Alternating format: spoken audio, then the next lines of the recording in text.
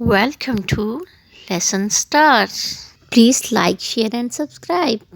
खूबसूरत पहाड़ों के दामन में एक ऐसा गांव था जहां लोग एक दूसरे के सुख दुख के साथी थे। इसी गांव के एक छोटे से घर में रहती थी दो बहनें। दोनों एक ही गांव में पली बड़ी थी, लेकिन दोनों के दिलों के रंग बिल्कुल मुख्तलिफ थे।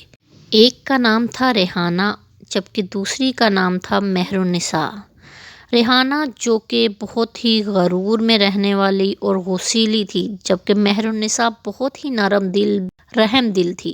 एक दफ़ा वक्त ने ऐसी करवट ली कि बारिशें रुक गईं, खेत मुरझा गए और गांव कहत में डूब गया। लोग रोटी के दाने को तरसने लगे। ऐसे में मेहरुन्निसा ने अपने घर के दाने दाने को जमा करके मोहताजों में बांट दिया। इसके पास खुद के लिए कुछ न बचा, मगर इसने शुक्र अदा किया। जबकि दूसरी तरफ रेहाना ने अपने अनाज के मटके मजबूती से बांध दिए और किसी को एक दाना तक न दिया। कहती, मैंने मेहनत से कमाया है, क्यों बांटूं? चंद दिनों बाद मेहरुन्निसा कमज़ोर पड़ गई। वो बीमार थी, मगर इसके चेहरे पर सुकून था।